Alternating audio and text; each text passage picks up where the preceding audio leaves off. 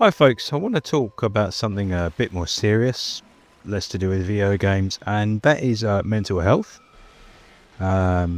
depression, anxiety and other related diseases that can affect your life, the life of others around you, and how the world that you live in can influence these things. Now, I play video games just as a pastime, the same as someone might read, watch a film, indulge in a sport, etc. These are not things that I pivot my life upon. I try not to take them very seriously. They're a distraction from work or real life problems, etc. So when I play a video game, I take them perhaps as seriously as you might expect a person to take them, but they're not the be-all and end-all of my life. Now, the reason I bring this up is because there are two very important parts of my recent life where video games have helped me. One was my mother was diagnosed with cancer. She was diagnosed with stage 3 breast cancer. And I worked a job at the time where I was away from home. And I had to take a break from work to come home and look after her. She recovered from it. I want to be very clear about that right now. She's in the stage of remission now where I think with cancer it's you have to keep an eye on it to make sure it doesn't come back, but she's alive and well. And during that downtime, I played Elden Ring, and I found Elden Ring very therapeutic because the thing about Elden Ring or any of the From Software Soulsborne games is that they're a struggle.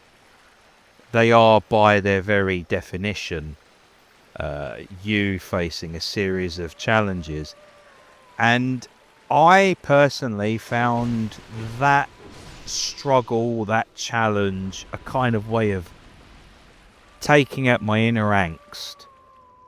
I found it very relaxing to fight a boss or an enemy or a difficult area and overcome it. And recently I have been playing Marathon. You've seen these videos, and many of my previous videos are about the Dark Souls series. And I have struggled with anxiety and depression. Now I'm not a young person. I'm in my mid-40s now. And I play video games to relax, to unwind, to put aside the more visceral problems. And one thing I find very difficult to deal with is meeting people who take these games more seriously than I do, competitively. Now, that's not to say they have no right to do that, because if they take those games seriously, they do.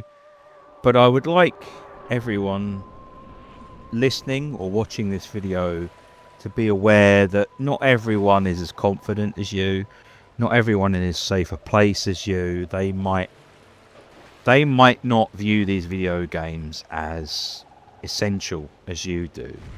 And please think about what you're saying to them, because one criticism can put them in a bad mood. Now, I'm certainly not saying, like, if you have a shit game or a shit round with my friends, I joke about it, we laugh about it, but to say something like, you're worthless, you're shit, don't play this game anymore, fuck you, or worse, have a think about what you're saying.